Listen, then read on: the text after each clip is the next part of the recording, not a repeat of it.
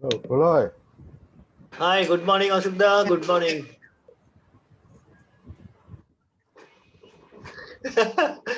Nice to see you. Thank you, thank you, thank you. কবে আসছো কলকাতায়?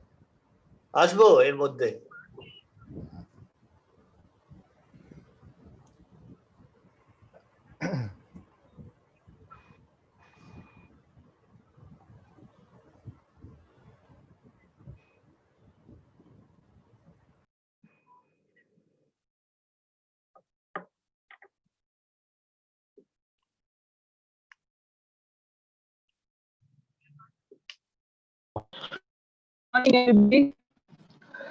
The process of our webinar session on science of endurance, we have the successive third session today we are going to conduct.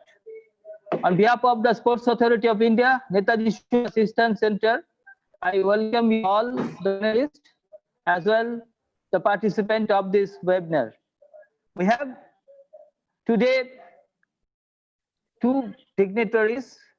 The speaker, Dr. Snehunsu Adhikari, he is Junior Scientific Officer and in charge sports exercise physiology. And also we have Dr. Ashok Ghosh, a scientist of Sports Authority of India who joined in 1982 and worked with Sports Authority of India as a Director Sports Science in Delhi from 1992 to 97, and thereafter from 1997 to 2002 in NIS Patiala as a Senior Scientific Officer. Thereafter, he left SAI and joined to Malaysian University, worked from 2003 to 2016. And there he worked various universities of Malaysia and worked with the athletes. From 2016, he came back to India and joined with the Ramakrishna Mission at Belur in West Bengal and heading the Sports Science Department. Thank you, sir, for your kind presence. With us, Dr. Praloy Majumdar, High Performance Director of Sports Authority of India, who is actually initiated this program. Thank you, sir. Now I would like to request Dr. Ashok Kumar Ghosh to say a few words to encourage this session. Sir. Thank you very much, Dr. Kullan Chaudhuri, in charge academics of this Sports Authority of India, Kolkata Center. And Sports Authority of India, I also thank because remembering the old horse, I'll say, remembering the old horse in the sports arena of Sports Authority of India. And whatever it is, okay, I am very much glad to be here with my parent organization. Thank you very much. I will not take much time. I'll request Dr. Kullan Chaudhuri to start the program.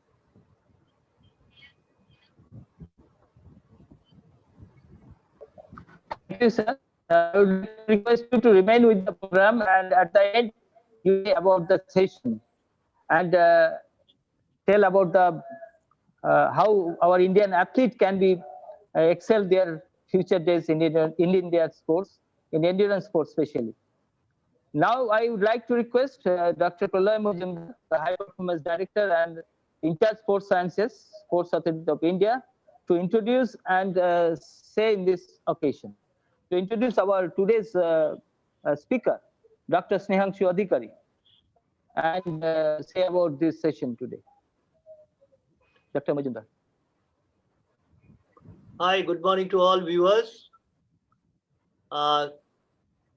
Today we have session on exercise physiology, which would be delivered by Dr. Snehunsu Adhikari. Dr. Snehunsu Adhikari has joined SAI from the last working for the last 5 years, and he has one of the very enthusiast in this area of exercise physiologist. He started his career from Patiala. Then his first posting was at Patiala. Then he moved out from Patiala, and now presently he's working at Sai Eastern Center, Calcutta.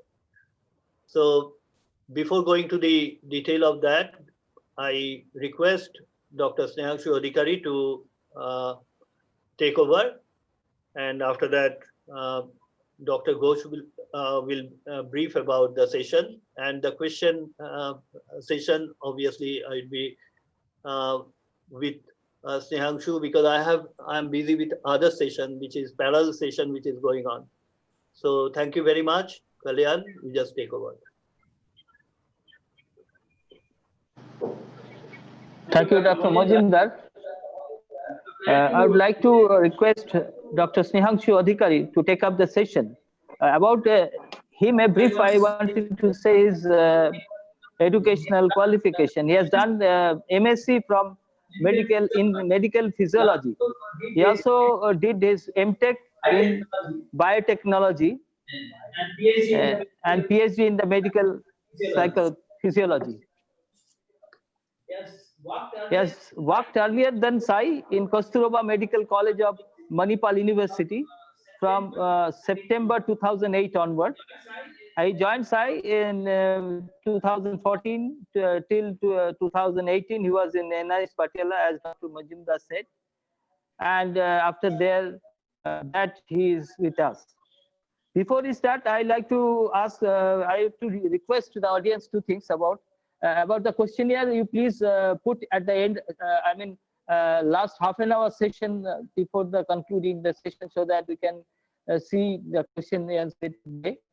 And secondly, don't leave before the question answer and brief session is over. So don't leave in between the session is over. Thank you. I would like Dr. Snehunsu Adhikari to take up the session, please.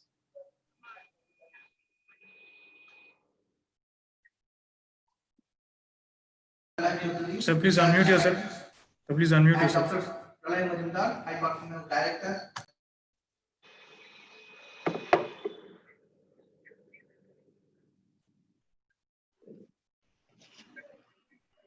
Sir please unmute कर दीजिए sir, doctor अधिकारी sir.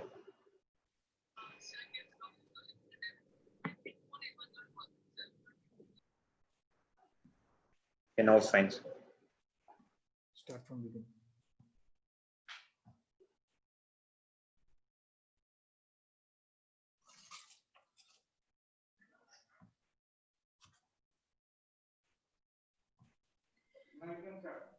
A very, very good morning. Thank you, everyone. And thank you, Dr. Kalyan Chaudhary, Academic In Charge, as well as Dr. Pralay Majumdar, High Performance Director, Sai New Delhi, for such wonderful introduction.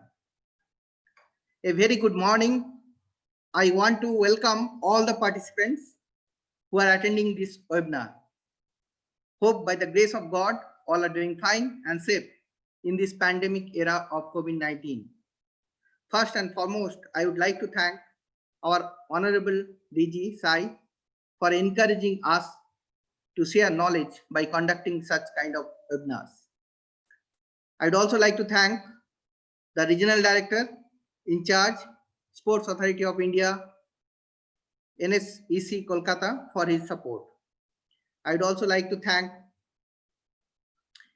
the other staffs who are really in the helpful in the audiovisual department.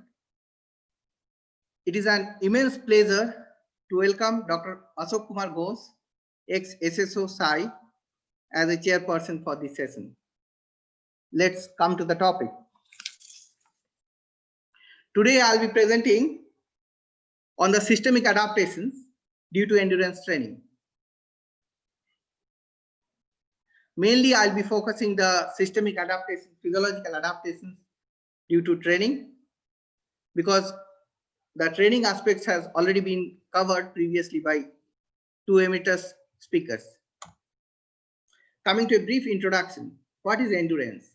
Endurance is the ability of an individual to remain active for a longer period of time by resisting or withstanding fatigue.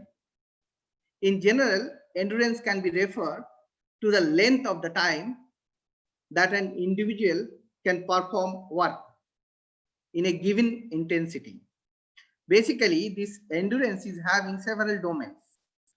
If we look into that, it is having one domain, that is the aerobic endurance. Another one is the anaerobic endurance. Then the cardiovascular endurance. Then the muscles, it also depends on the muscle strength. Then speed reserve, running economy, and athletic willpower, as well as mental toughness. So the endurance entirely is having several domains. Now coming to the systemic physiology. In the systemic physiology, the entire body system is divided into various systems under which we actually study or deliver or discuss lectures. And these systems are divided into cardiovascular system, mainly deals with the heart and the circulation. Then the respiratory system, how exactly we inspire or expire air in the lung and how these gases exchange take place. We discuss in that.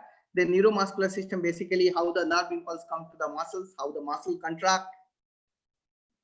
Then blood and body fluid, how exactly blood circulation is taking place, and it is supplying the vital organs with the oxygen, nutrients.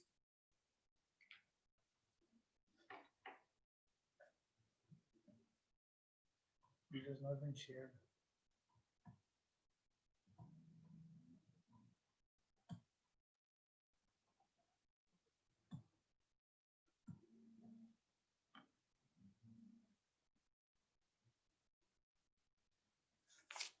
Sorry for the inconvenience.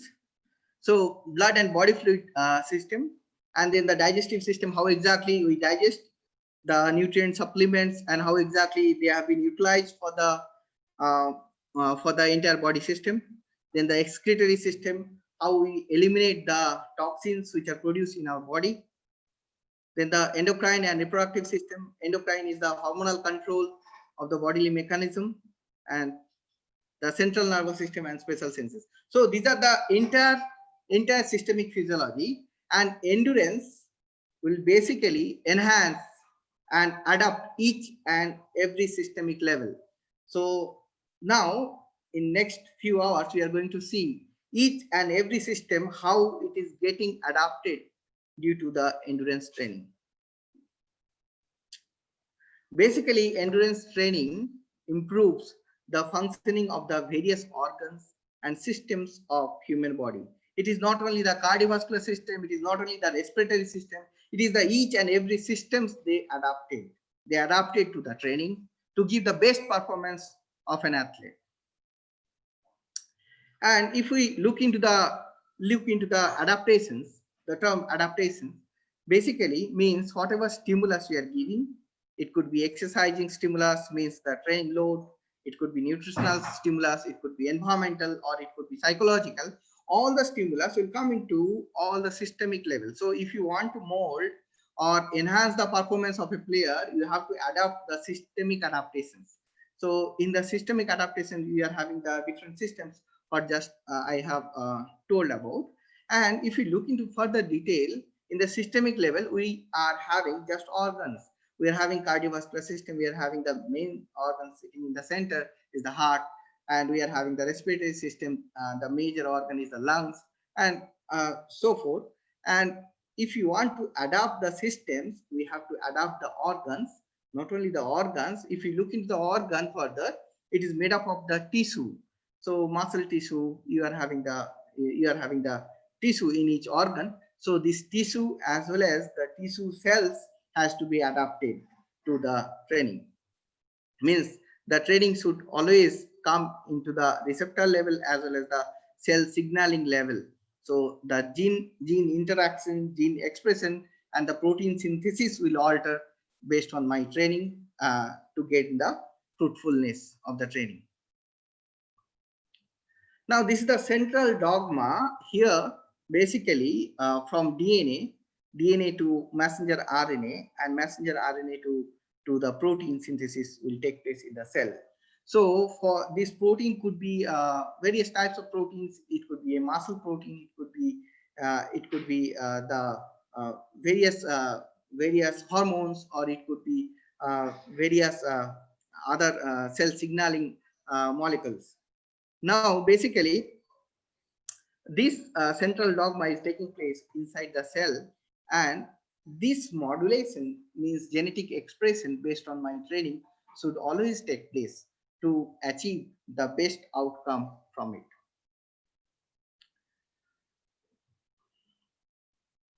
From the other context, I want to share, in this photo you can see the Beju, who are basically one tribal population. They are also called sea nomads. They are from the Southeast Asian Asian belt. They basically stays, and they are completely dependent on the sea. So for their food purpose, for everything, they are completely dependent on the sea, and they spend more than their 60% of daily life inside the water, inside the sea water, and they for catching the fish and for their daily activities.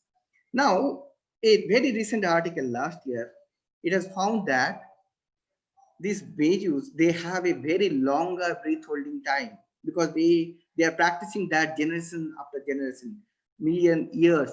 So these practices made them for a new gene expression, and which is making them to have a very large spleen. And when they go deep into the water, and they are the most survival human population who can hold the breath for a longest time.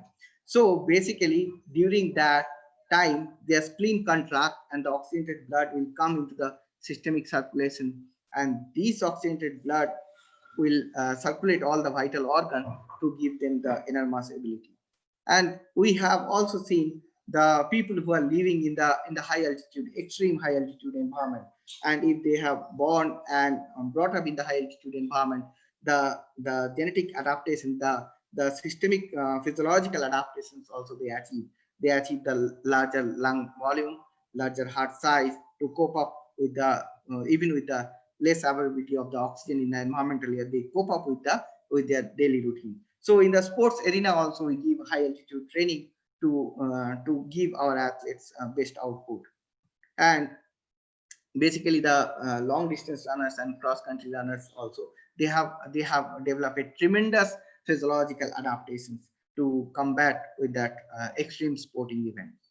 So in the next few slides, we are going to discuss what are the systemic adaptations they achieve.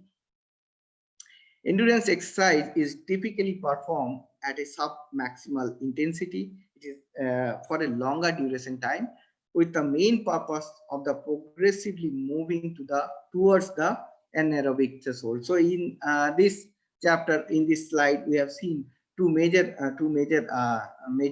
things. One is the sub-maximal intensity, another one is the anaerobic threshold. So in the next few slides, we are going to explain what are these basically.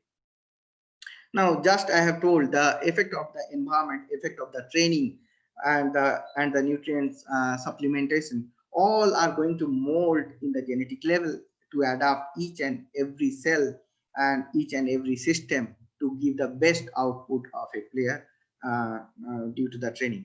Basically, in the training modules for the long and middle distance runners, we are having the long slow distance training, then the lactate threshold training, then the resistance strength training, as well as the HIT or the high intensity interval training. And all this training output ultimately going to influence the physiological adaptations or the systemic adaptations. So in brief, if you want to assay these systemic adaptations, there are a few very key points, like the performance. If you want to assess, so you have to judge the VO2 max. These are key points. Based on that, what we are going to assess the maximum adaptability of a player. Like we are having the VO2 max, we are having the running economy, we are having the the lactate threshold. So these are the 3 key points we must check to come to this conclusion, which player has got the best adaptability to the training, to the aerobic endurance training. Now, coming to the previous slide, the long distance and the long and slow distance training basically enhance my VO2 max ability and the oxygen transport and oxygen utilization, and that will further enhance the endurance performance.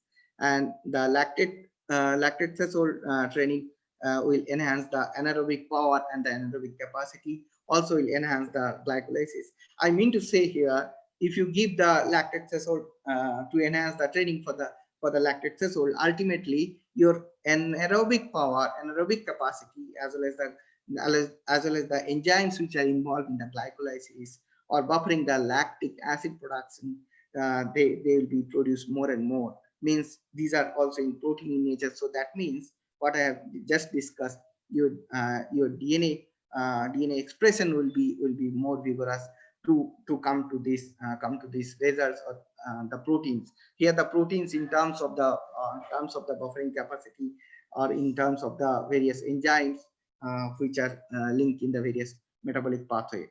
Also the resistance training as well as heat, ultimately that will act on the neuromuscular system to enhance the muscle power as well as the muscle vascularity, as well as the neural control. More and more effective neural control also will develop based on that. These all together will enhance the endurance performance. Now, one overall view, if we discuss, that is the physiological adaptations to the endurance training. What are the overall things we may get? We may get the enhancement of the blood flow to the skeletal muscle, and decrease the resting heart rate, decrease the exercising heart rate. Also it will also improve the thermoregulation ability of an individual athlete, and also increase the insulin sensitivity, and also will be having better ability to buffer the lactate, buffer the lactate, or the lactate tolerance also will develop. Now this is one of the overall view. Now each and every system will see and how exactly the systemic adaptations will help us help the athlete for achieving such goal. Now before going to the systemic adaptation, I would like to share one video of the World Championship of 5,000 meter, which was happened in Berlin, that competition. Let's see what exactly physiological demand during the competition, and then we'll come to the exact system-wise adaptations to look into that in further detail. Now, before starting the video, I would like to share these are downloaded YouTube videos, and this we do not have any conflict of interest. Neither I am having nor my organization Sports Authority of India is having any conflict of interest for those kind of videos. These are only used for the education and teaching purposes. Now just have a look. They were saying earlier, Steve, about the contrast between him and Usain Bolt in terms of fame as we look at Bernard Lagat. But if you look at Bekele's concentration on the start line, he's not quite a Usain Bolt, is he? No, and I think he suffers by comparison with Gebre Selassie only because of that. His exploits are right up there. He hasn't, of course, turned to the marathon yet. Maybe one day, who knows? Well, that's his attempt, Brent. Actually, it's getting better, It's Steve. getting better. It's getting better. Yeah. See, he agrees. It's getting better. Well, I think sometimes you just have to admire people's athletic ability. We can't all be Usain Bolt. And Mo Farah, picture of concentration there. This is an event which he's waited for since last year, as we look at Eliud Kipchoge, talking about that race in 2003. 18 years of age, as Brendan was saying, on that great night in Paris on the last lap. Helge Rouge, I think we all thought he was going to be able to out-kip Kipchoge, and that's the interesting dilemma, isn't it? The speed of the fast men versus the endurance of the distance men. Will the race be slow enough that Lagat starts to fancy his chances to use his 1,500-meter speed? He couldn't defend his title at the shorter distance, but he did run well. He took a bronze medal in that final earlier in the week. He'll be really hoping that, as Brendan suggested, the first few laps might be slow, but I'm not sure how long the likes of Kipchoge and Bekele will hang around. Watch out, as I said, we've got high hopes for Mo Farah. There are plenty of athletes in this race who will think they've got a chance of taking a medal. There's the three big names and then a host of others who, on their day, on your marks, could well challenge. The 5,000-meter final.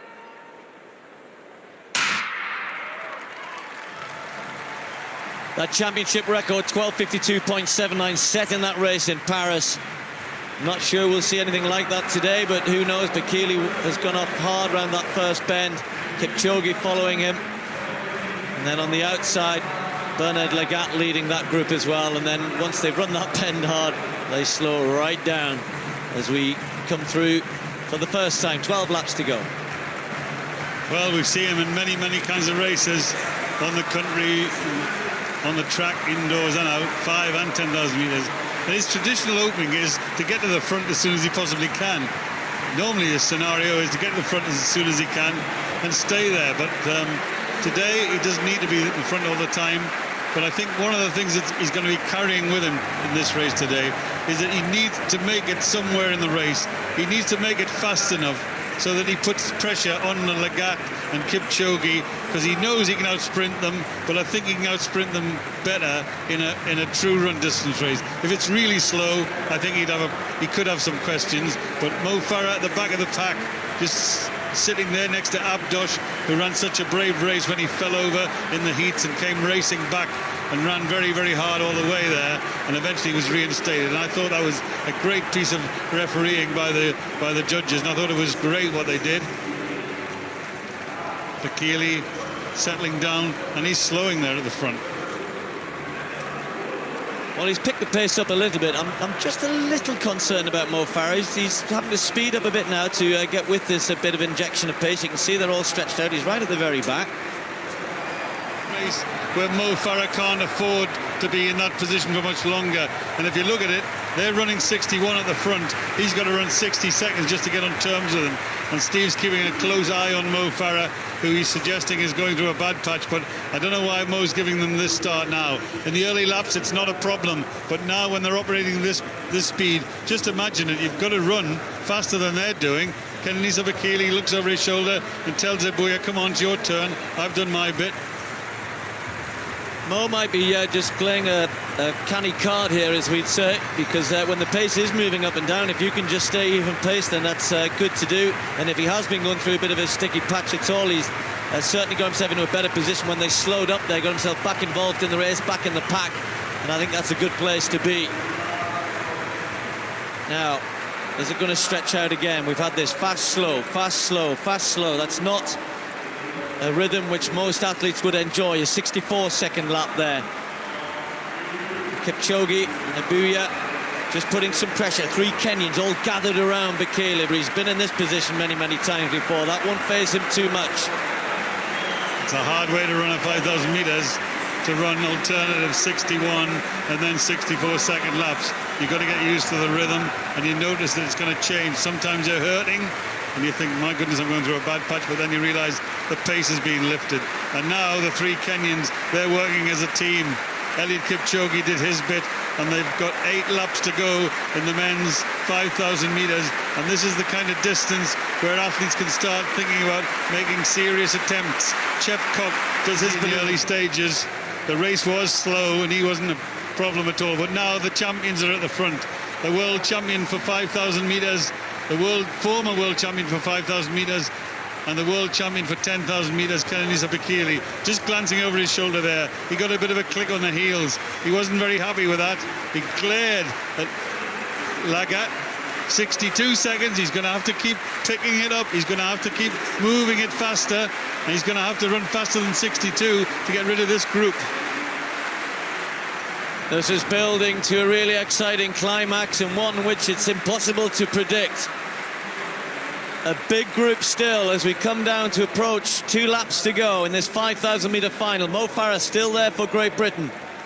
Bekele at the front, looking as though this is becoming a little bit of hard work for him. Bear in mind, he's had a 10,000 meter final to contend with, 5,000 meter heats.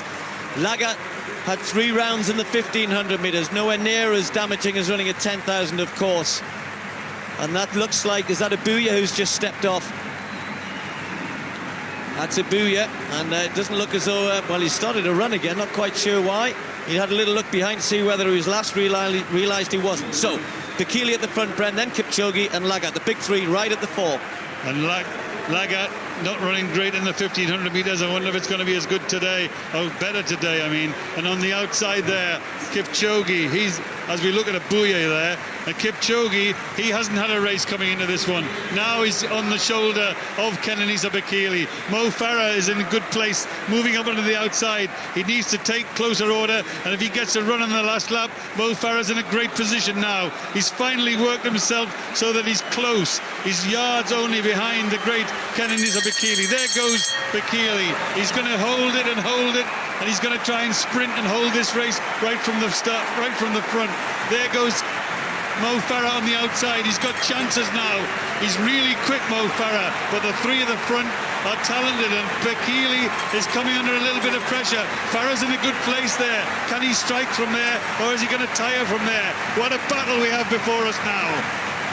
200 meters to go. Kenenisa Bekele kicks hard from the front. Lagat is still there on the inside. Kipchoge looks as though he hasn't got too much left. Kipsiro of Uganda, and then Qualia.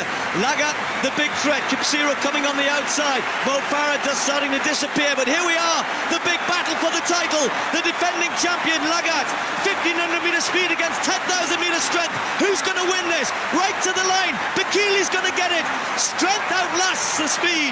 Bekele is the double champion. What a race from the two of them. Brilliant, brilliant, brilliant. I thought just for a moment that Lagat had the pace, but it came down to strength and guts and determination, and of course no mean ability. Kenenisa Bekele, the double gold medalist. Mo Farah, we think 7th or 8th. 7th place for Mo Farah.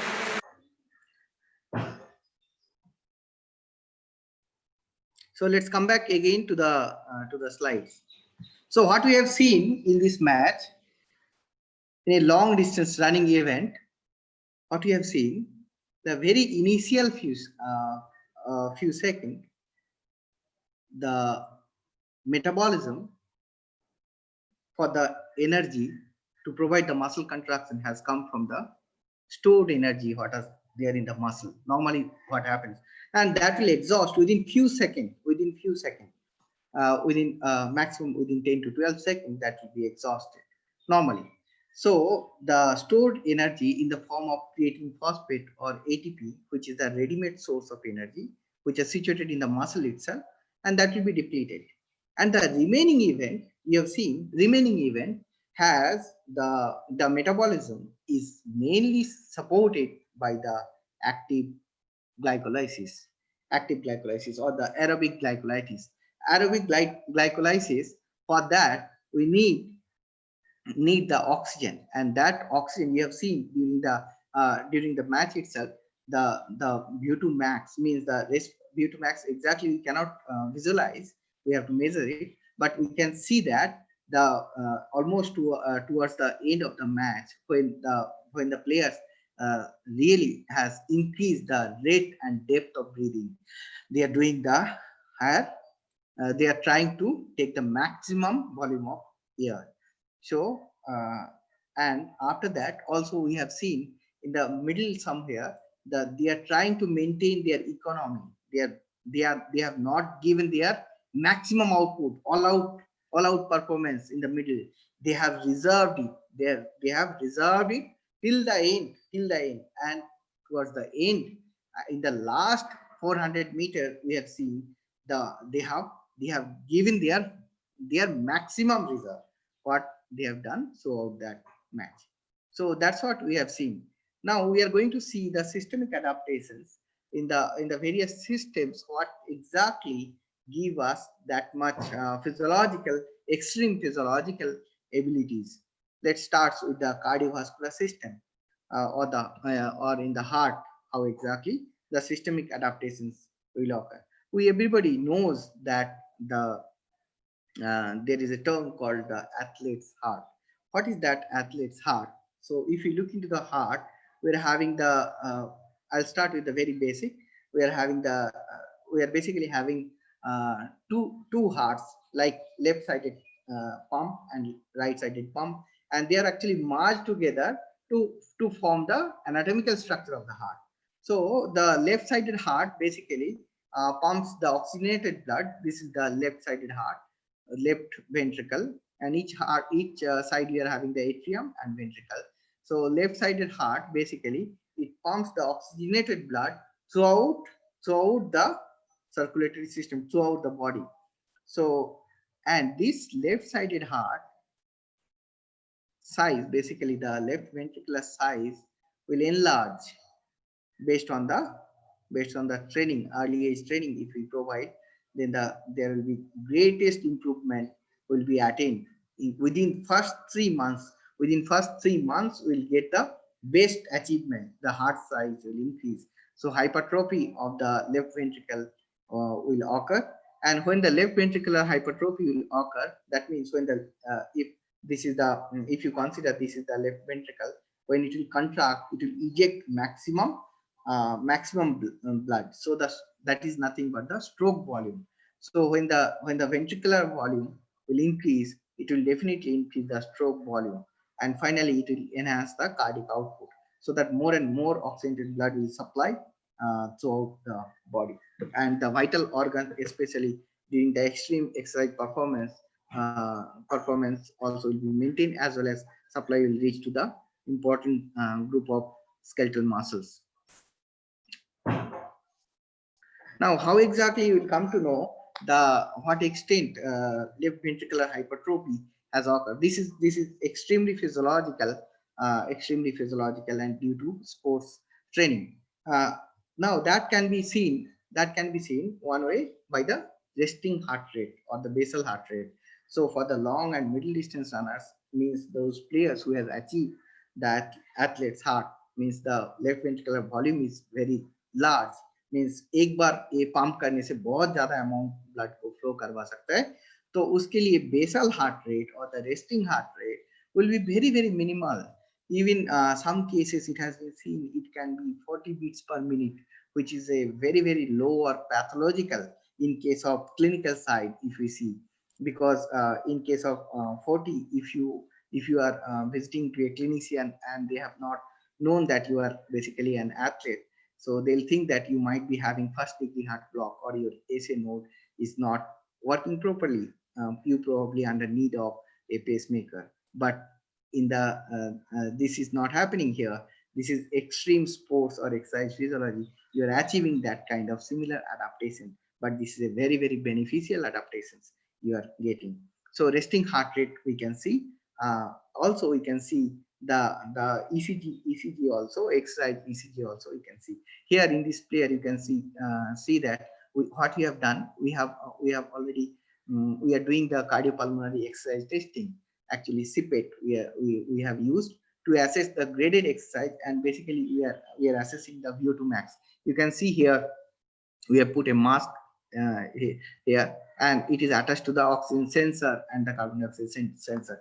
Basically this instrument is assessing breath by breath analysis, means हर एक सांस में आप कितना oxygen ले रहा है, अपने शरीर में कितना कार्बन डाइऑक्साइड छोड़ रहा है, वो हम मेजर कर सकते हैं. इसके साथ साथ हम लोग एक्सरसाइज के साथों साथ ECG चेंजेस भी देख रहे हैं. ECG, this is called the stress ECG we are monitoring, and also we are you can see here we have kept the pulse oximeter. So how much is your arterial blood oxygen saturation level, that also we can see during the exercise performance, and all these will be summarized in the computer screen. We can very easily evaluate each and every stages. So one of the very early findings we can see the ECG changes. Very commonly ECG finding in the endurance athletes, what will happen, as I have just told, there will be ventricular hypertrophy, and when there is a ventricular hypertrophy, it can be clearly seen by the higher QRS complex amplitude, the amplitude of the QRS complex. So you can see in this athlete we have seen a very larger amplitude, and also we can see that ST segment elevation in a trained athlete. We can see that ST segment elevation. You can see here the ST segment also has been has been elevated. I'm not going to discuss the very physiological basis of ECG. And let me give a very one basic points.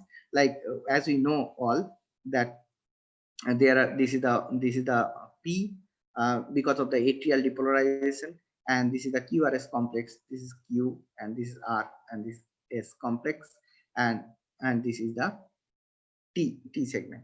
So QRS complex is basically due to the ventricular depolarization, and T is basically due to the ventricular depolarization. And we have different kind of limb lead ECG, lead 1, lead 2, lead 3, and also we are having unipolar chest lead system also, AVR, AVL, and AVF system. And also we can see via the unipolar chest leads like V1 to V6. We are having different chest leads, and we can see this kind of stress ECG during the performance. Also, we can record the heart rate analysis. Here you can see these all the players are connected via the Bluetooth sensor, and here it is the unit which is receiving the signal, and we are in the center of the field. And when the player are really working out, and that time we are analyzing their heart rate. We have started with the basal heart rate, then during the maximum performance, how the player heart rate are fluctuating, how it is enhancing, or during rest how fast it is getting recovered. So we can analyze all this from the heart rate analysis. Here basically we use the Polar Team 2 monitor system, and at a stretch many players, more than 10 players can be connected to the system, and we can monitor in the single screen. So when you give a very specific workout, and you can see which player and what is the economy, what is the physiological reserve. For example, doing the same kind of exercise, pull the same kind of exercise load, what is the, if one player is achieving the maximum heart rate, towards the maximum heart rate, then we can see the player is not well adapted or less adapted compared to other players. So like that we can assess the heart rate, and from that we can also analyze. So, and as I have told, the basal heart rate also can be monitored. So during complete physical and mental rest, how the heart rate, what is the minimum heart rate we are getting for the players. And also during the match event, we can analyze their heart rate, and this entire heart rate series can be plotted in a graph to analyze the what is their minimum, or what is the average, and what is the maximum heart rate they have achieved, and how this heart rate, how the player has recovered, how fast they have recovered. That is also one of the very good indicator to assess the cardiovascular system, basically the load on the heart. And these are the same similar heart rate monitor during the performance. Here you can see we are doing the on-field assessment of the VO2 max, either via beep test or the yo-yo test. We can do the on-field all-out testing, and we can assess the VO2 max. This is one of the indirect way of assessment. Anyway, I'll come to VO2 max separately in a separate slide. Now, how exactly my body analyze basically why we need to increase the heart rate, why we need to decrease the heart rate. Basically, very fundamentals of the system. When you need more oxygenated blood to be supplied to your vital organ, means जब आपको बहुत ज़्यादा demand है blood circulation का, तब आपको heart rate ज़्यादा चाहिए, है ना. जब आपको डिमांड इतना नहीं है, तब आपको मिनिमम हार्ट रेट चाहिए. मीन्स हम लोग जब लेटे हुए सो रहे, रिलैक्स है, कंप्लीटली रिलैक्स्ड है, तब हमें मिनिमम हार्ट रेट चाहिए to do the very minimum physiological activity. तो ये कैसे एसेस होता है? There is a very nice reflex inside your blood. You are having different types of sensors लगे हुए जो कॉन्स्टेंटली एनालाइज कर रहे हैं आपका खून में कितना ऑक्सीजन लेवल है, कितना पार्शियल प्रेशर ऑक्सीजन है, कितना partial pressure of carbon dioxide है, कितना हाइड्रोजन आयन कॉन्सेंट्रेशन है. मीन्स अगर आप थोड़ी देर के लिए सांस रोक के रखेंगे तो आपका ये सेंसर क्या एसेस करेंगे, आपका खून में ऑक्सीजन का मात्रा गिरना शुरू हो जाता है ना, घटना शुरू हो जाता है. सो जब ऑक्सीजन का मात्रा घटना शुरू हो जाता है या कार्बन डाइऑक्साइड का मात्रा बढ़ना शुरू हो जाता है, आप वॉलंटरीली ब्रीथ होल्ड करके रखेंगे तो ब्रेन ये सब सेंसर क्या डिटेक्ट करेंगे, आपका रेस्पिरेटरी मीन्स आपको खून में ऑक्सीजन का मात्रा कम हो रहा है, या आपका खून में कार्बन डाइऑक्साइड का मात्रा ज्यादा हो रहा है, या हाइड्रोजन का मात्रा खून में ज्यादा हो रहा है। ये ऑटोमेटिकली एक रिफ्लेक्स के जरिए आपको अनकॉन्शियसली होता है। This is one of the autonomic reflex that is called the chemo reflex, बेरो रिफ्लेक्स। एंड रिफ्लेक्स के जरिए वो ऑटोमेटिकली आपका हार्ट रेट को बढ़ाता है और रेस्पिरेटरी रेट को बढ़ाता है, सो दैट आपको हार्ट रेट बढ़ेगा। रेस्पिरेट सांस जोर जोर से डीप गहरे गहरे सांस लेंगे तो क्या होगा, और हार्ट रेट ज्यादा होगा तो आप मैक्सिमम ऑक्सीजन को खींच पाएंगे। तो वो ऑक्सीजन अल्टीमेटली क्या होगा, अल्टीमेटली ब्लड खून में ऑक्सीजन का मात्रा धीरे धीरे धीरे धीरे बढ़ता रहेगा और ultimately it will come back to the normal. और कार्बन डाइऑक्साइड जो अंदर एक्यूमुलेट हो रहा था, रेस्पिरेशन ज्यादा होने के कारण क्या होगा, वो कार्बन डाइऑक्साइड जल्दी से जल्दी बाहर निकल जाएगा। एज वेल एज वो कार्बन डाइऑक्साइड निकल जाएगा तो वो कार्बन डाइऑक्साइड पानी के साथ रिएक्ट करके एक वीक हल्का सा एसिड बनाता है जिसका नाम है कार्बोनिक एसिड, उसका मात्रा भी कम होना शुरू हो जाएगा। तो ये सब क्या करेगा, अल्टीमेटली आपको जो रेस्पिरेटरी रेट, हार्ट रेट और ये सब ज्यादा हुआ था उसको फिर कंट्रोल में लेके आएगा। तो this is a very very common reflex. Suppose ये रूम अगर बंद हो जाएगा कुछ देर के लिए तो बाहर से अगर वेंटिलेशन नहीं होगा तो क्या होगा, इस रूम का कार्बन डाइऑक्साइड का मात्रा ज्यादा हो जाएगा, ऑक्सीजन की मात्रा घटना शुरू हो जाएगा। तो ऑटोमेटिकली अनकॉन्शियसली आपको पता ही नहीं चलेगा, आपको ऑटोमेटिकली हार्ट रेट ज्यादा हो जाएगा, रेस्पिरेटरी रेट भी ज्यादा हो जाएगा। ये सब ऑटोमेटिकली रिफ्लेक्स के जरिए होता है। सो सिमिलरली आपने सुना होगा अभी कोविड-19 स्टेज चल रहा है, so we are having pulse oximeter, you might have seen pulse oximeter. उससे हम देख सकते हैं कितना आपका ऑक्सीजन का मात्रा है, आर्टेरियल ब्लड में कितना ऑक्सीजन का मात्रा है, 98 होना चाहिए ना। हैप्पी हाइपोक्सिया आपने एक टर्म सुना होगा, हैप्पी हाइपोक्सिया।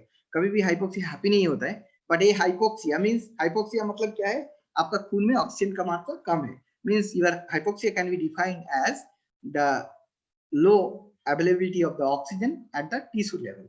तो आपका मींस बेसिकली आपका खून में ऑक्सीजन का मात्रा कम है, तो ऑक्सीजन का मात्रा कम होगा तो ऑटोमेटिकली आपका शरीर खुद पे खुद रिफ्लेक्स के जरिए आपको अनकॉन्शियसली हार्ट रेट और रेस्पिरेटरी रेट को बढ़ा लेगा, आपको पता ही नहीं चलेगा। So this is called the happy hypoxia. So basically for that this chemo reflex and there are बहुत सारा अलग reflex भी है, ये constantly maintain कर रहे हैं आपका। So when you are doing the maximum performance, जब आप आपने मैच देखा है तो मैक्सिमम परफॉर्मेंस देने के टाइम क्या हो रहा था, आपका ऑक्सीजन डिमांड बढ़ गया, आपका मसल और भी ज्यादा काम कर रहे हैं। तो आपका एरोबिक पाथवे जो है ग्लाइकोलाइसिस, जहाँ पे ऑक्सीजन आपको चाहिए इलेक्ट्रॉन ट्रांसपोर्ट चेन में, उसके बाद जो टीसीए साइकिल है, जो मेटाबॉलिज्म करने के लिए आपको ज्यादा से ज्यादा मात्रा में ऑक्सीजन चाहिए। तो ऑक्सीजन कहाँ से आ रहा है, ऑक्सीजन आपका सांस लेने से आ रहा है। यू आर टेकिंग इंस्पिरेशन, तो उस टाइम एल्विलाई के अंदर ऑक्सीजन आ रहा है, वही ऑक्सीजन आपको खून में डिफ्यूज होके आ रहा है और हार्ट उसको पंप करके पूरे शरीर में सर्कुलेट कर रहे हैं।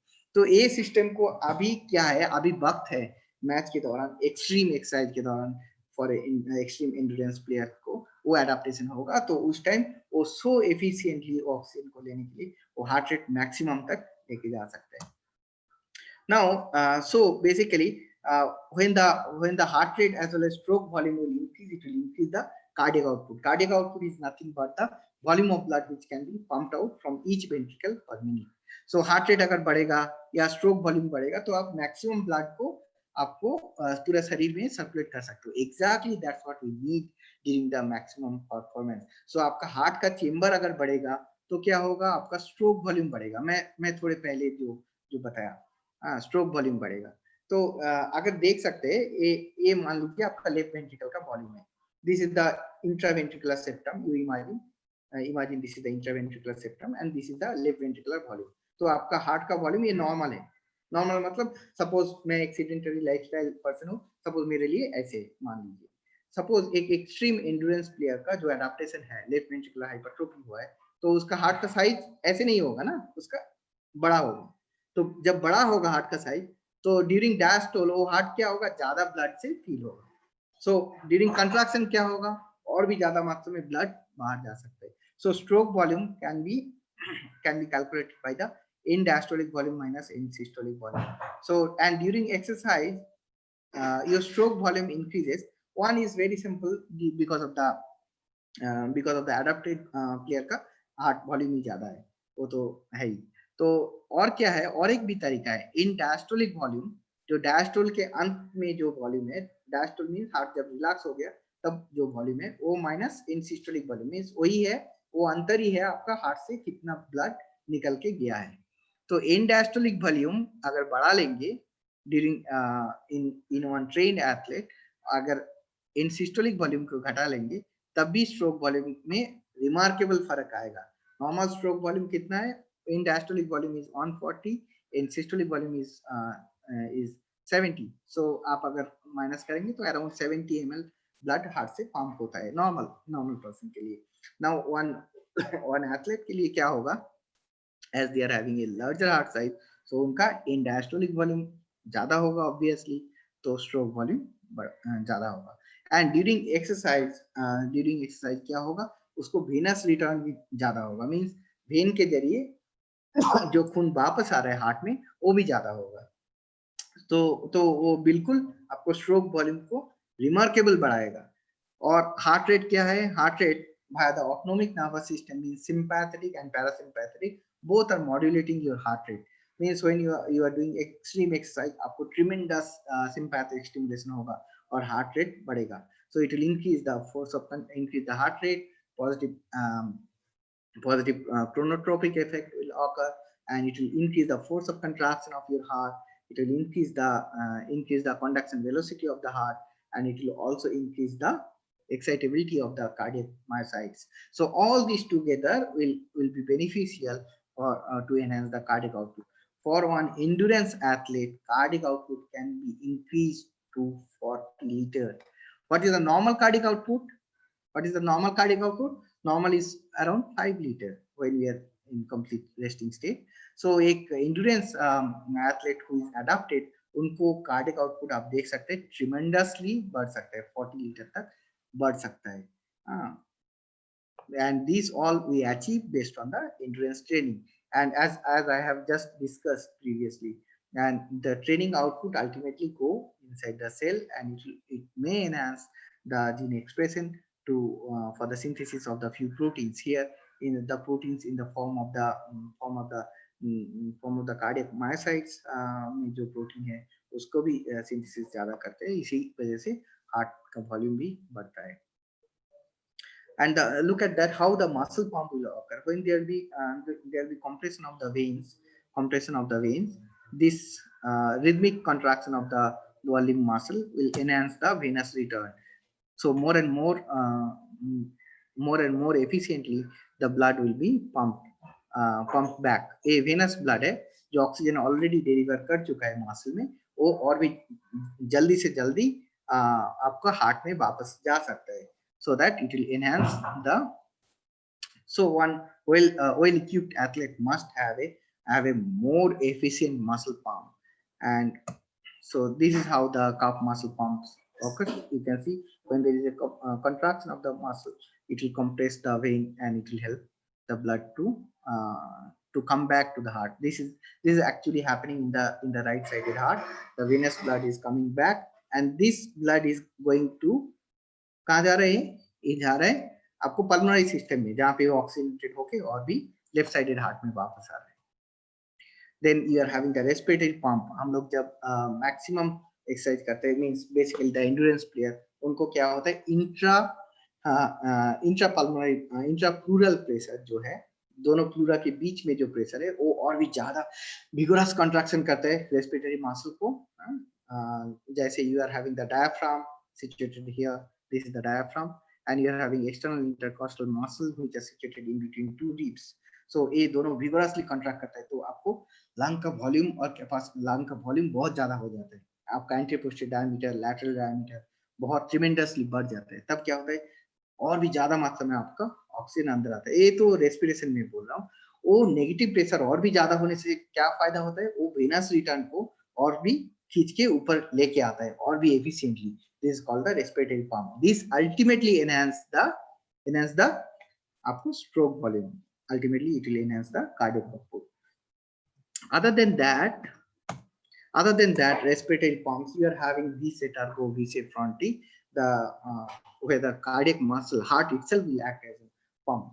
So I'm not going to the all details. Let me come. So these are the very basic systemic adaptations, and how exactly these systemic adaptations would be helpful for a well-equipped endurance player. Let's see. The aerobic training requires to perfectly matching to the respiratory as well as cardiovascular system in order to provide the muscle with the necessary supply of the energy, and which will be transformed into the mechanical work. वही तो mechanical work में convert होके आ रहा है ना. तो आपको बहुत एफिशिएंटली आपका एरोबिक कैपेसिटी को बढ़ाना पड़ेगा एंड्योरेंस लॉन्ग एंड्योरेंस के वजह से जो अचीव होता है. तो वो क्या होता है, आपका respiratory as well as cardiovascular endurance दोनों बढ़ता है. On the part of the cardiovascular system, it increases the arterial blood oxygen to involve to the involved skeletal muscle. जो group of skeletal muscle आपका उस टाइम काम कर रहे हैं, basically the lower limb muscles और जो काम कर रहे हैं उस टाइम उधर आपको बहुत ज्यादा मात्रा में ऑक्सीजन को ऑक्सीजनेटेड ब्लड को सप्लाई करना है, as well as nutrients also मिलेगा उसको. तो ये बिल्कुल एफिशिएंटली ये सिस्टमिक एडाप्टेशंस है. Cardiovascular system. Coming to the respiratory system, that's what I was just explaining. During inspiration, your rib cage move upwards and outwards, and during expiration वो नीचे की तरफ और अंदर की तरफ आता है. और इसकी वजह से क्या होता है, लंग के अंदर एक नेगेटिव प्रेशर क्रिएट होता है, और इसी वजह से हम लोग सांस ले रहे हैं. Air is getting inside the lung. और एक्सपिरेशन क्या है, एक्सपिरेशन जो रिब केज बाहर और ऊपर की तरफ गया था उसको बस छोड़ रहे हैं. और the diaphragm is also going upwards. तो आपका एल्विलाई के अंदर या लंग्स के अंदर प्रेशर अभी ज्यादा हो रहा है, इसीलिए गैस बाहर आ रहा है. This is a normal mechanics of breathing. Now during exercise क्या होता है, आपको और भी ज्यादा इंपल्स आता है via phrenic nerve as well as via intercostalis nerve. तो ये और भी विगोरस कॉन्ट्रैक्ट करता है. तो आपका नॉर्मल अगर इतना तक आ रहे हैं इंस्पिरेटरी पोजीशन में, और भी ज्यादा बाहर की तरफ आएगा. और डायफ्राम जो नॉर्मली 1.5 सेंटीमीटर मूव हो रहा है when we are in rest, वो और भी विगोरसली नीचे जाएगा. सो दैट आपका ऊपर से नीचे तक जो लंग का डायमीटर है वो बढ़ेगा. आपका एंटीरियर पोस्टीरियर डायमीटर लंग्स का बढ़ेगा, और भी ज्यादा मात्रा में आप ऑक्सीजन को एफिशिएंटली ले सकते हो. So if you look into the lung, inside the lung we are having the like that balloon like structure, we all know. So just I'm giving a summary of that, and then I'll go to the exact systemic adaptation, how this system has changed to well equipped to gain the more and more efficiency for an endurance player. So if we see the air is coming inside the alveoli, and surrounding that we are having the blood capillary, and the oxygen from this is the cross sectional schematic diagram which is representing, and this is the lung actually respiratory membrane. So here you are having the alveolar side, this is so which is air is coming here, and from here the air has to diffuse into the blood, and it will be carried, this oxygen will be carried mainly by the hemoglobin which are present inside the RBC, and this blood will be carried, it will come back to my left sided heart, and ultimately this left ventricle will pump this oxygenated blood throughout the body. So the oxygen has to diffuse from the alveoli into the bloodstream.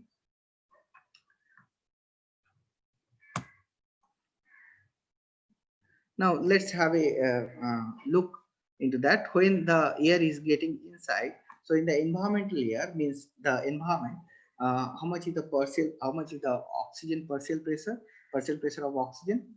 It is around 23% of the total pressure. Total pressure कितना है sea level पे 760. So 760 का approximately 22 or 23% जितना percentage है oxygen का level उस area में, वो करेंगे तो आपको एग्जैक्टली ऑक्सीजन का पर्शियल प्रेशर पता चल जाएगा. It is around 150 millimetre of mercury at the sea level. Means ये अगर सी लेवल पकड़ ले तो इधर आपका ऑक्सीजन का पर्शियल प्रेशर कितना होना है, around 153.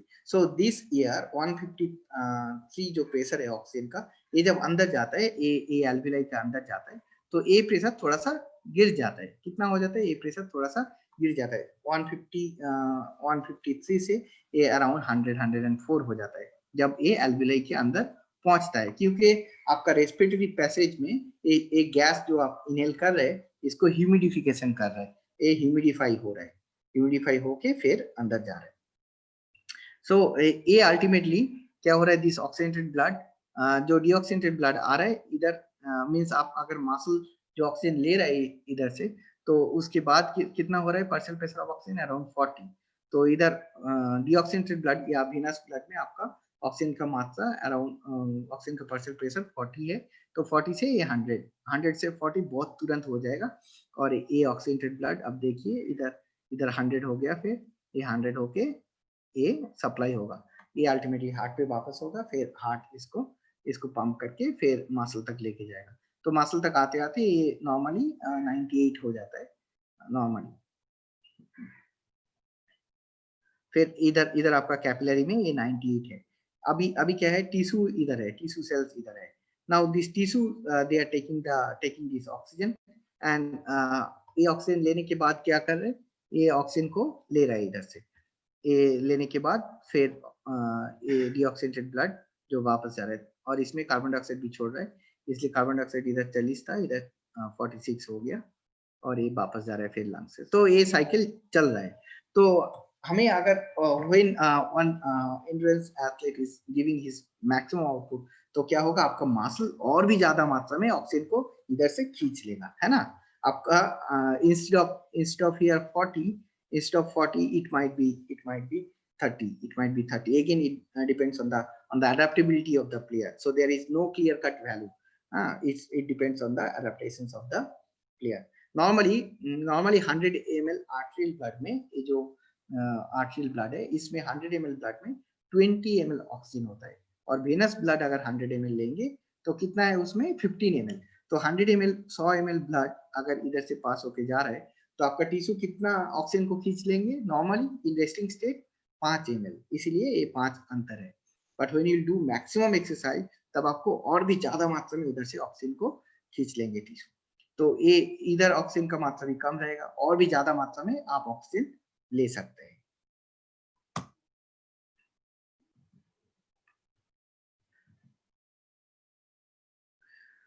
So the respiratory system ultimately क्या करते हैं ना, over utilize the ventilation which is required at the rest, and the ventilation can go up to 20 times over the baseline during maximum exercise for an endurance player को उस time ventilation बहुत ज्यादा होता है।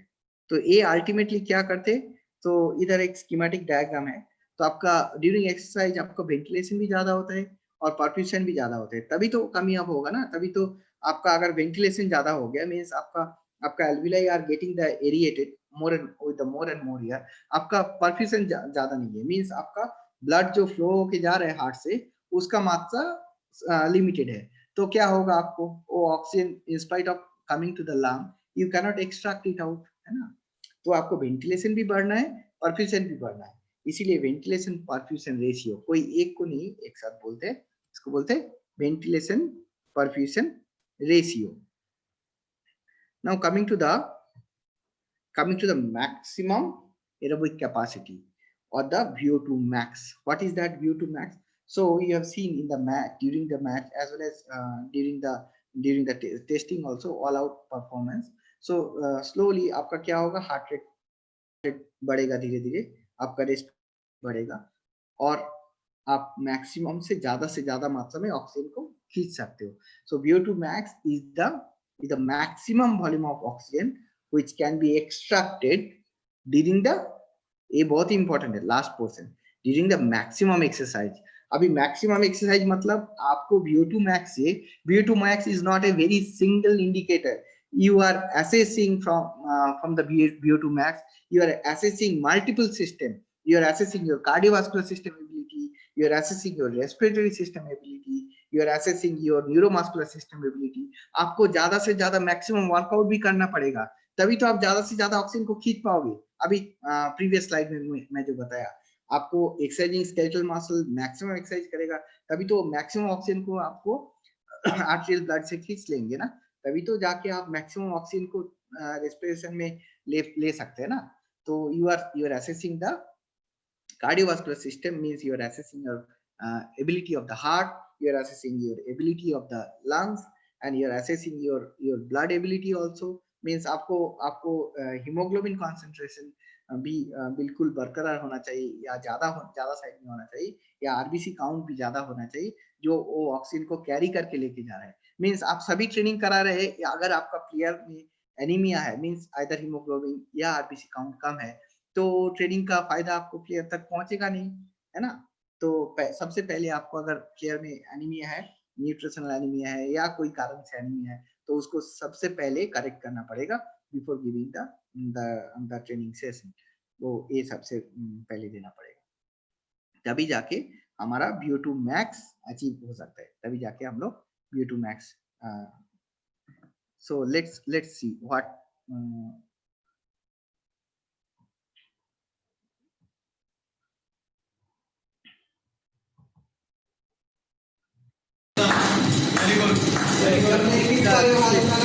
Very good. बहुत बढ़िया, बहुत बढ़िया। Yes, yes, yes. बहुत बढ़िया। So here you can see this is the actual performance in-house recording of the VO2 max. You can see हम लोग मास्क लगा दिया और वहां से कितना ऑक्सीजन ले रहा है हर एक सांस में, वो हम लोगों को पता चल रहा है कितना ऑक्सीजन ले रहा है और कितना कार्बन डाइऑक्साइड छोड़ रहा है। तो ब्रीथ बाय ब्रीथ एनालिसिस कर रहे हैं। उसके साथों साथ हम लोग, this is the entire setup of the CIPET machine, and इसके साथ साथ हम लोग क्या कर रहे हैं, एक ग्रेडेड एक्सरसाइज प्रोटोकॉल डिजाइन किया है जो 2 मिनट अंतर ऑटोमेटिकली ट्रेडमिल स्पीड ज्यादा होगा, एंड हम लोग मैक्सिमम ऑल आउट तक लेके जा रहे हैं प्लेयर को। और ऑल आउट मतलब मैक्सिमम एक्सरसाइज, जब तक प्लेयर एकदम बिल्कुल ना थक जाए तब तक लेके जा रहे हैं, सो दैट ग्रेजुअली हम लोग एक्सरसाइज इंटेंसिटी को बढ़ाते लेके जा रहे हैं। तो ग्रेजुअली हम लोग क्लियरली देखेंगे उसका हार्ट रेट भी बढ़ रहा है, उसका रेस्पिरेटरी रेट भी बढ़ रहा है। तो एक जगह जाके देखेंगे दोनों प्लेटो हो रहा है, means the player has got the maximum ability, तब जाके आप देख सकते हैं कितना मैक्सिमम ऑक्सीजन वो खींच पा रहे हैं। This is the VO2 max. So VO2 max is not a very single indicator. आपका प्लेयर को मैक्सिमम परफॉर्मेंस करना पड़ेगा, उस दौरान भी आप मैक्सिमम ऑक्सीजन ले सकते हैं, और उस दौरान आपका हार्ट रेट और कार्डियक फंक्शन भी मैक्सिमम जाएगा, उस दौरान आपको रेस्पिरेटरी फंक्शन भी मैक्सिमम जाएगा, तभी जाके आप मैक्सिमम ऑक्सीजन को ले सकते हैं। और हम लोग इसके साथ साथ ये भी समझ रहे हैं कि आपका खून का जो एबिलिटी है मैक्सिमम ऑक्सीजन को कैरी करने की, वो भी नॉर्मल है और हायर साइड में है। ये सब मल्टीपल सिस्टम का हम लोग असेसमेंट करते हैं। तो देखिए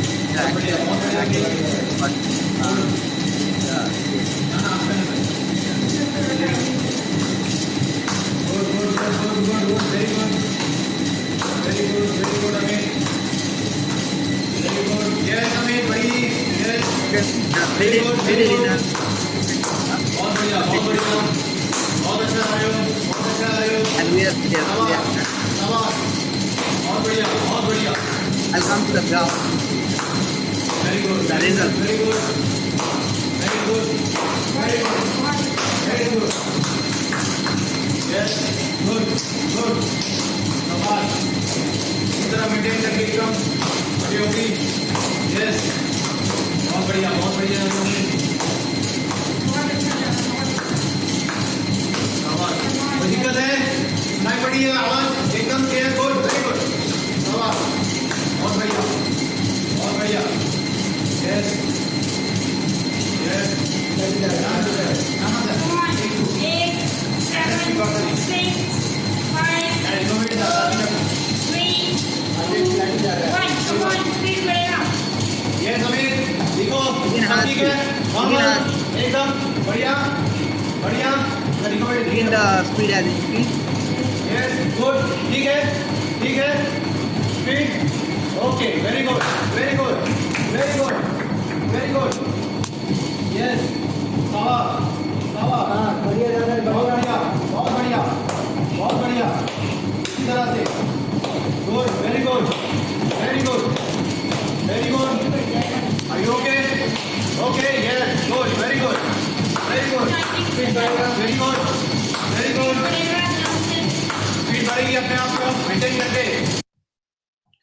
So like that, we'll go to the maximum exercise and we'll assess the VO2 max.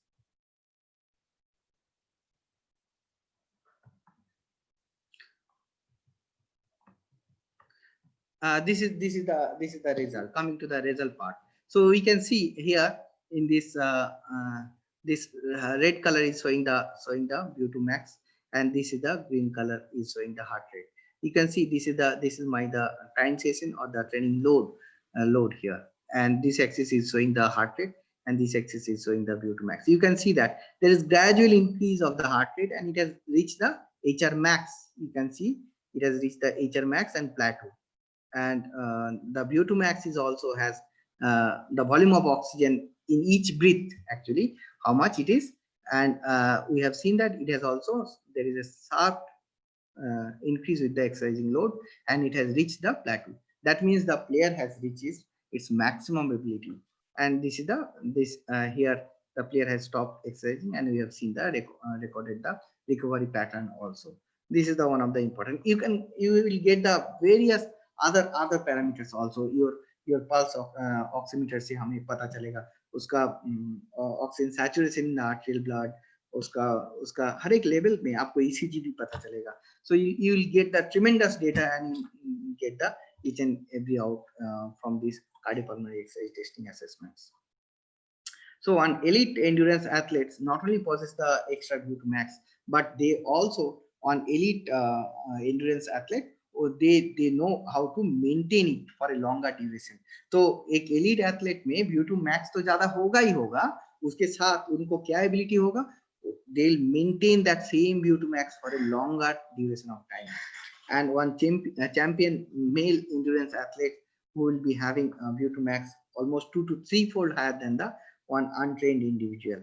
Almost ये भी देखा गया है एक medal winning Olympian gold medal winner को उनको VO2 max 90.6 ml per kg भी हो सकता है. Coming to the muscles, as I am having less time, I'll go bit rush. The final common determinants of success are the muscle. So what one muscle can do for you, and what strength they can give when it is required, and what power exactly they achieve during the maximum performance, and how long their durability, how long they can continue their activity without getting exhaustion. So final common pathway is the muscle, definitely. So the trained induced skeletal muscle changes क्या होगा, skeletal muscle का भी endurance power ज़्यादा होगा. So endurance training will enhance the mitochondrial protein, and the number of mitochondria also will be बहुत ही ज़्यादा होगा. The respiratory capacity also will increase. So the respiratory enzymes, there are many articles, and I have not gone into I have not given in this presentation. Basically this is more kind of biological aspects. So there you can see very clearly there will be enhancement of the respiratory enzymes in the muscle based on the training, and this will augment the respiratory capacity, absolutely increase. And also the capillary density per muscle fiber also will increase. On untrained capillary density, ये basically थोड़ा difficult है analysis करना, इसके लिए muscle biopsy पहले था, but अभी tissue spectroscopy से भी ये कर सकते हैं हम लोग, उसका muscle में कितना blood flow हो रहा है during maximum exercise वो भी देख सकते हैं. As well as capillary number of capillary active capillary देख सकते हैं per unit cross sectional area. आप देख सकते हैं एक untrained को अगर capillary divided by muscle fiber means हर एक muscle fiber unit में कितना capillary है, 1.5 to 2.5 number of capillary. These are the capillaries, you can see. This is the muscle fiber. So this capillary ratio कहाँ तक increase हो रहा है based on my training. So capillary by muscle fiber in one endurance trained male को almost 3 to 5 हो रहा है, 1.5 से almost 3 to 5 हो रहा है. And capillary density also will increase per cross sectional area. So these are the very obvious changes. And also the muscle fiber ratio, red versus white muscle fiber. So in this pictorial diagram, you can see very clear cut scenario. Actually, the muscle fiber ratio, and this indicates the white muscle, this indicates the red muscle fibres and red मतलब उसमें haemoglobin myoglobin ज्यादा है, वो ज्यादा oxidative होगा in nature obviously, and so on. So you can see on long distance runners को red versus white, red muscle fiber बहुत ज्यादा है compared to white muscle fiber. Again this depends on the lot of genetic factors and others. So आपका muscle में और भी बहुत सारा abilities है. How your muscle has well equipped to buffer the changes, the hemostatic changes occurs due to the maximal training. आपका वो भी एनालिसिस कर सकते हैं. आपका मसल कितना हद तक लैक्टिक एसिड को बफर कर सकते हैं, H+ आयन को बफर कर सकते हैं, augment the calcium handling, and also it will reduce the accumulation of potassium due to high level of contraction during the high level of contraction. Also there is another term called VO2 max, that is the velocity of VO2 max. So मान लीजिए मेरे पास दो player है, दोनों का VO2 max same है, but हम कैसे उसके बाद पता कर सकते हैं कौन सा प्लेयर बेहतर है. So coming to that topic, that is also called the running economy or oxygen cost at running.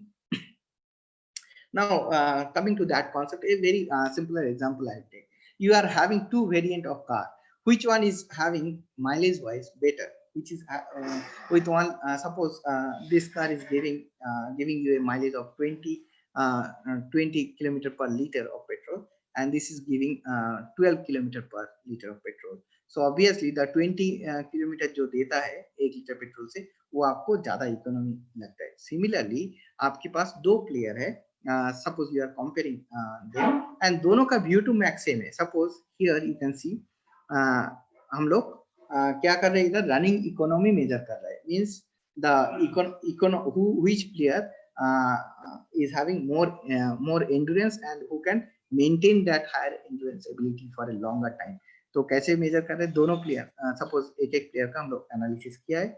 Now with increment velocity we have seen, increment exercise load we have seen the oxygen consumption suppose, and you can see for this player the oxygen consumption has increased to कितना 70 तक गया.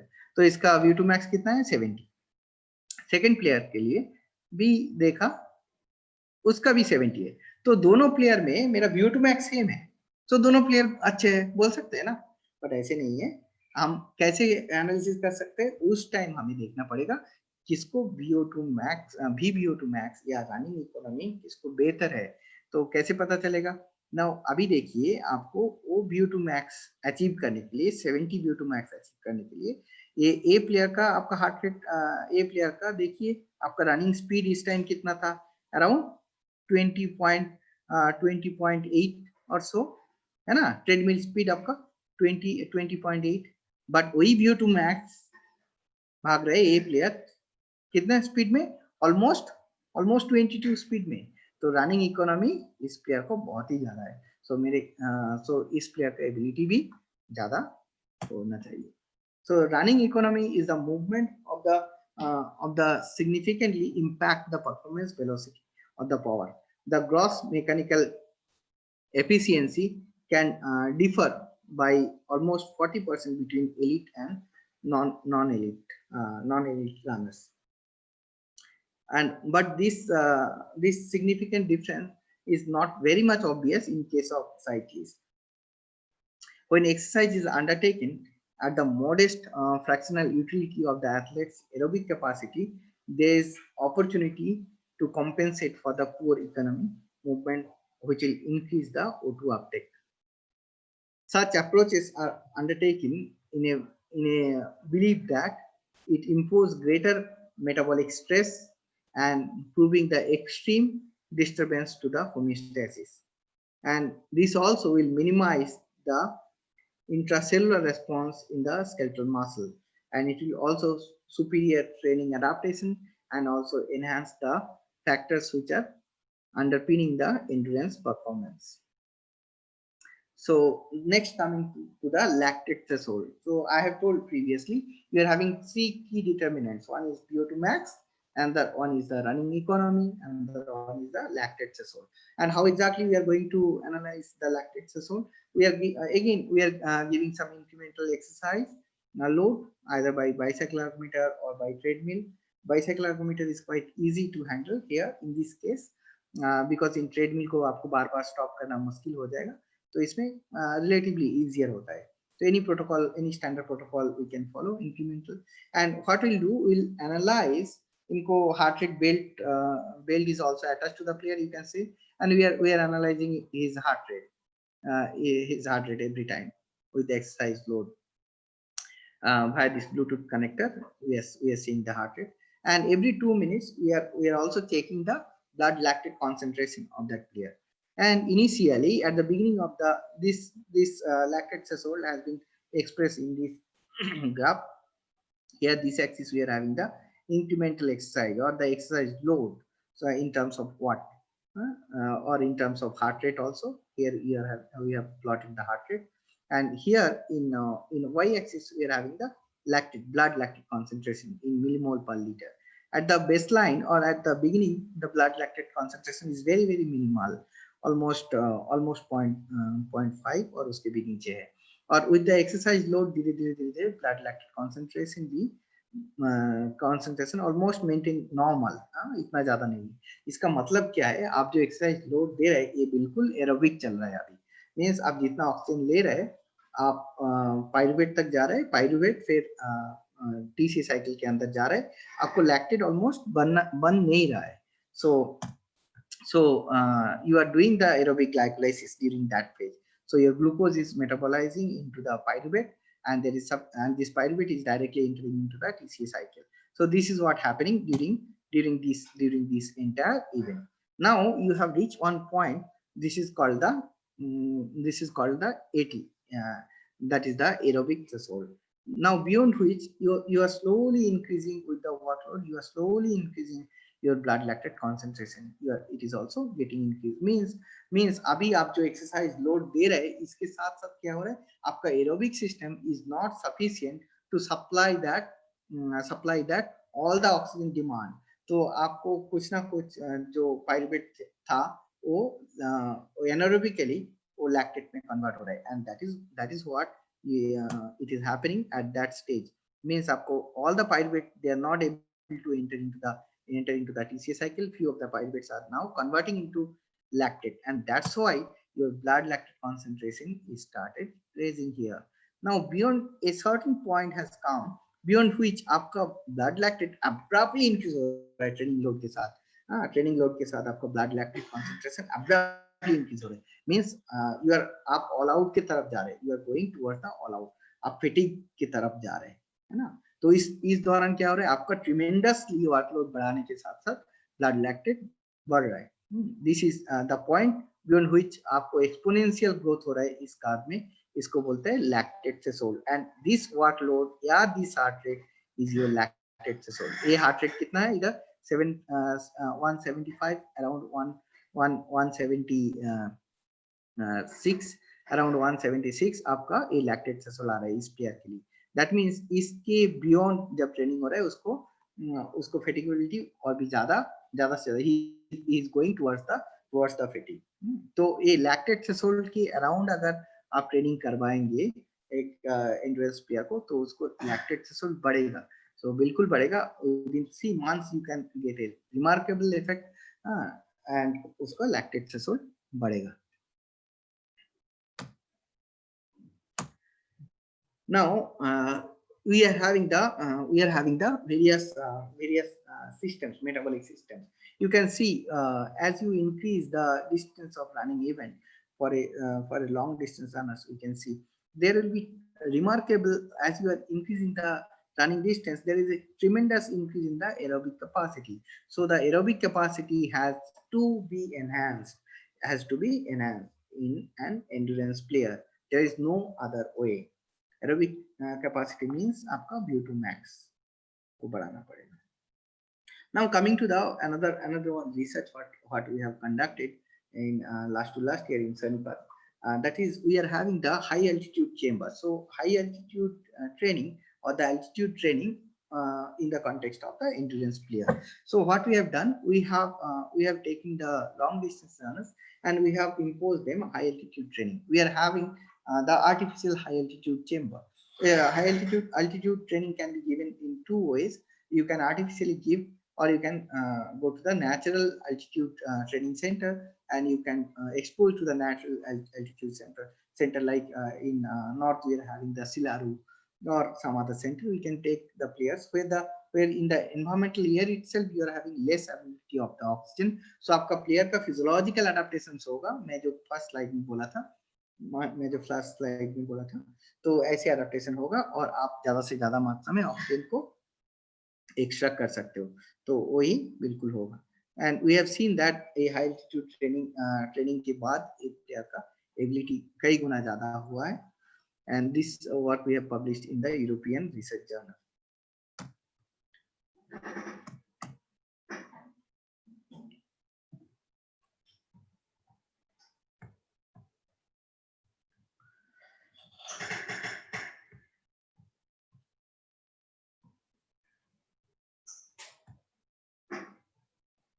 This is the high altitude chamber what we had in the Sai NRC Sonipat, and later on we developed in Patiala also.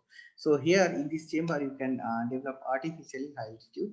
This is the normobaric high altitude actually, and this high altitude training itself will enhance the endurance capacity.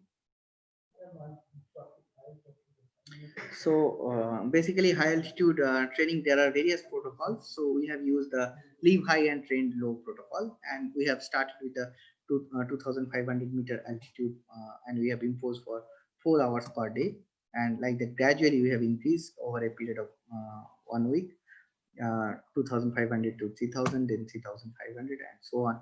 And we have seen that there is a remarkable increase in the VO2 max. That is basically due to the enhancement of the oxygen carrying capacity. One of the very much established pathway is that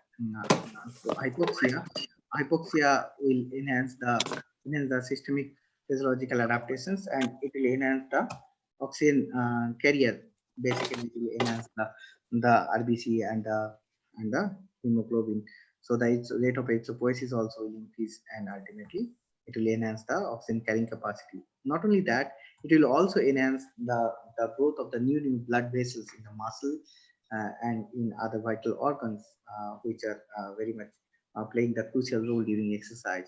So vascular endothelial growth factors also will be expressed, and that will enhance the formation of new blood vessels. And this how we will develop the one long-term ability due to the endurance training.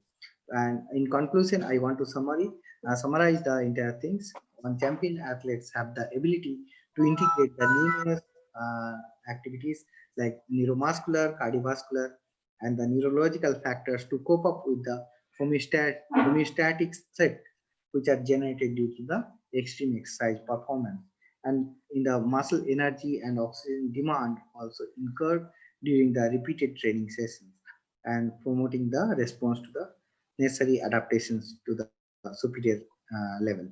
Thank you everyone for your listening.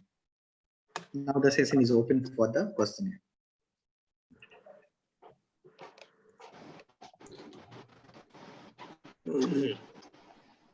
So there are two questions in the chat box, sir. The first question is, at what age group the VO2 max training can be started for runners? Pardon? So at what age group the VO2 max training can be started for the runners?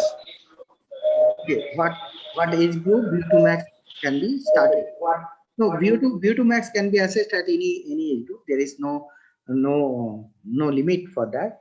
And your training, with the training you can monitor the VO2 max also, whether with your training endurance training VO2 max is simultaneously responding or not. That you can correlate with the aerobic with the endurance training. But when you focus on the strength, basically your endurance ability may be stagnant or may slightly dampen down also. Okay, and the second question is, as an international sprinter, how many VO2 max is required? How much VO2 max is required for a sprinter? Is there any value or not? No, there is again it depends on the age, sex, and the which kind of training and which stage the sprinter is belonging. So, but definitely I want to say something. One sprinter may not be necessarily a very high level of VO2 max. It might be moderate also, but for a long distance runner, like cross country runners, the VO2 max need to be very high, very, very high. Thank you. That's also. Thank you, Dr. Snehunsu Adhikari. So you have taken nicely elaborated manner the various requirements actually we feel during training for adaptation to the endurance athlete. So may I now request our special appearance, Dr. Ashok Ghosh, to say something about this. Dr. Ashok Ghosh, please.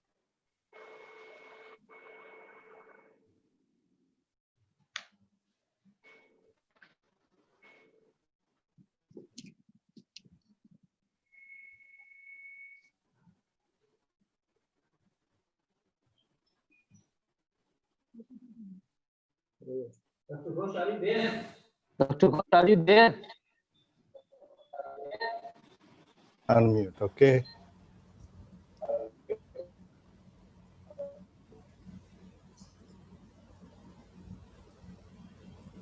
Hello. Can you hear me now? Yes, sir, we can hear you, sir. Okay. Okay. Thank you. Thank you very much, Dr. Snehunsu Adhikari, for giving a very detailed discussion on the adaptation which is taking place in the endurance training, endurance running, how the VO2 max and other physiological parameters are being utilized in for the use of the coaches. But here, endurance running, okay, endurance performance is, I will say that apart from all the physiological VO2 max and lactate threshold and everything, there are some other factors which are playing the greatest role. And those factors, if I show you that the history, that from 1990 to 2011, the trend of winning the medal is in the endurance performance goes to only East Africa, mainly Kenya and Ethiopia. Why that is so? Because there are so many latest research work, I think from 2010 to 2019, that the Africans, they tend to run at a higher percentage of the maximum VO2. Almost they can run, they have the ability to run at 90% of their VO2 max or their lactate threshold speed, almost more than 1 hour. That is the capability of, and the another aspect is these runners, they have their fatty acid oxidation to a very high extent. They spare the glycogen because they have the beta oxidative enzyme that is in their muscles. They have the plenty of this type of enzymes. And next, nowadays, even you see, even the video which have been shown by Dr. Snehunsu, that 5,000 meter runner is a Kenyan runner. And you see that 2019, the 2 hours barrier of a marathon was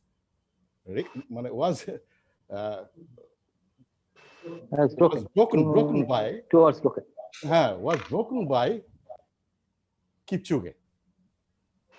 Kipchoge ran 1 hour. Well, what is the reason behind that?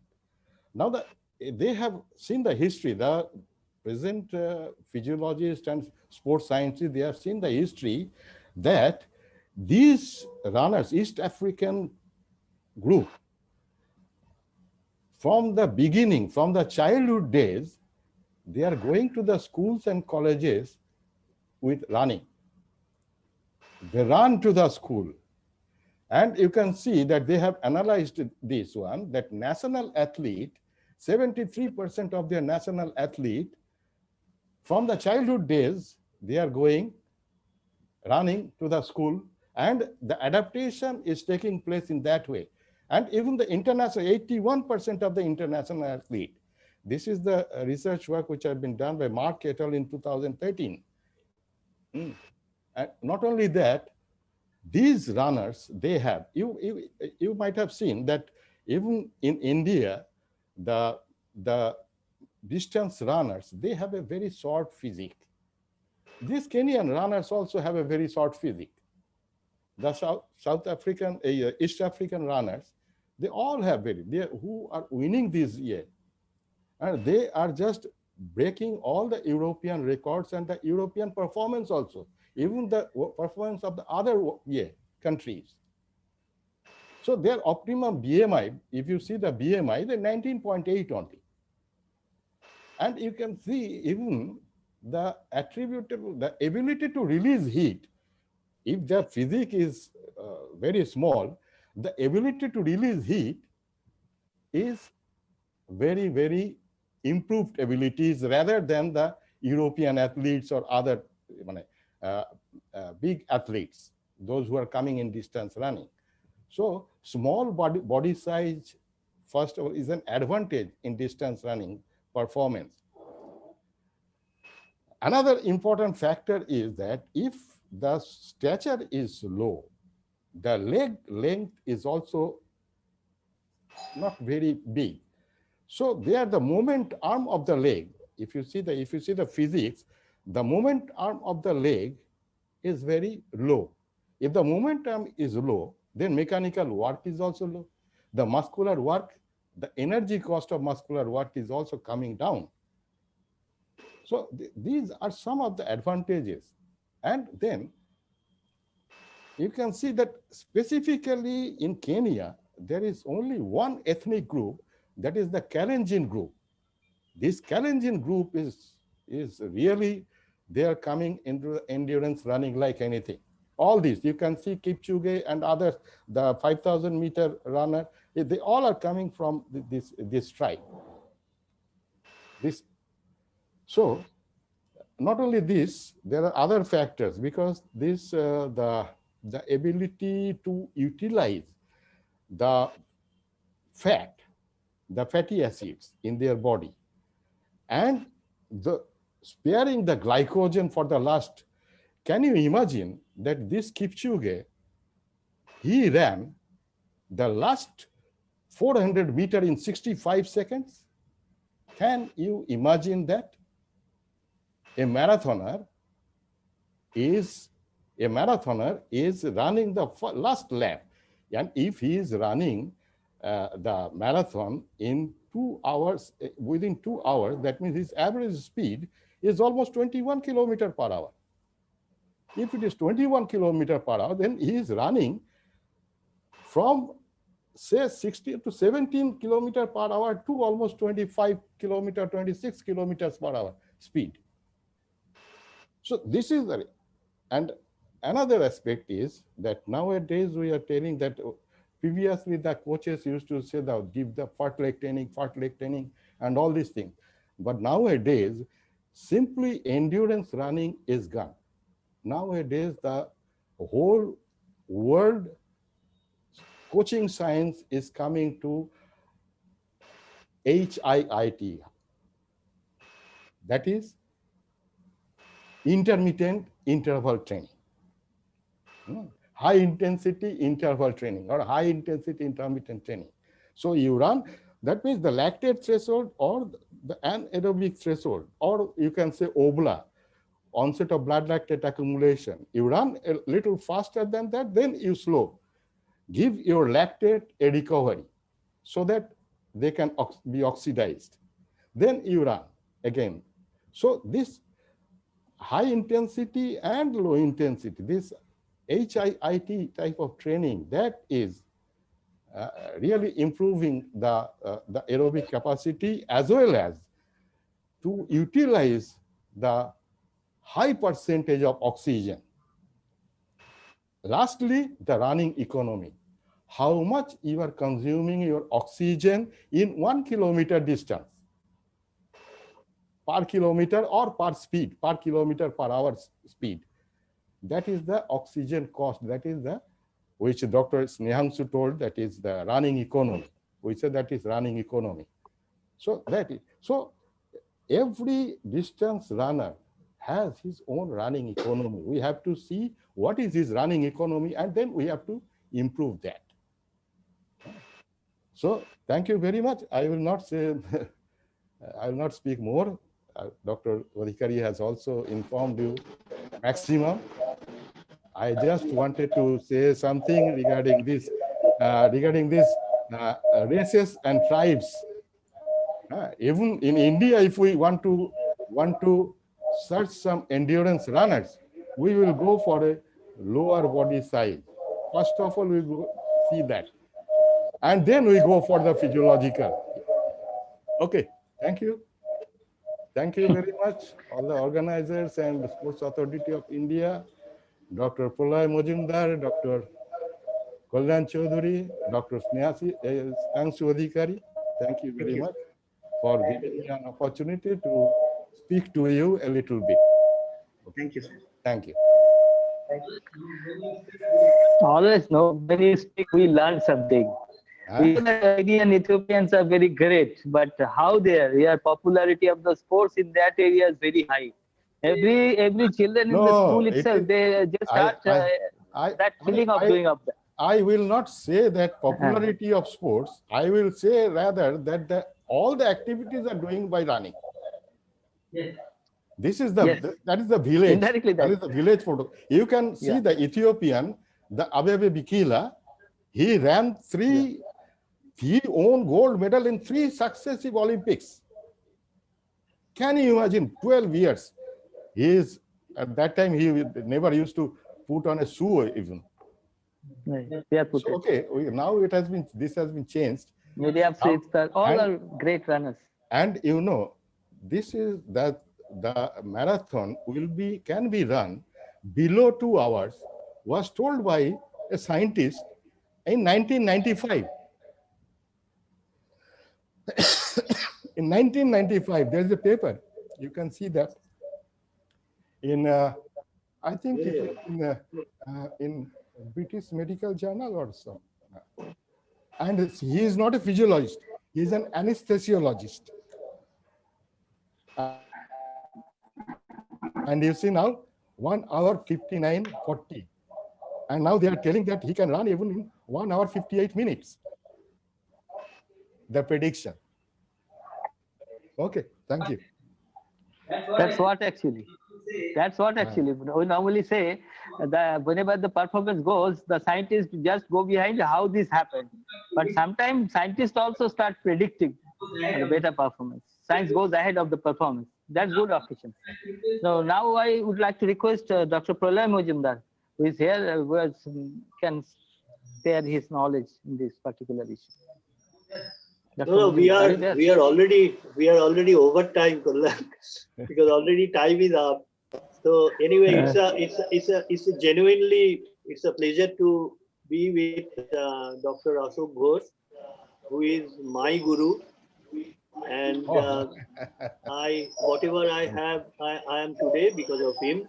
There is no second thought of that, and I always enjoy whatever he speaks. And he speaks facts.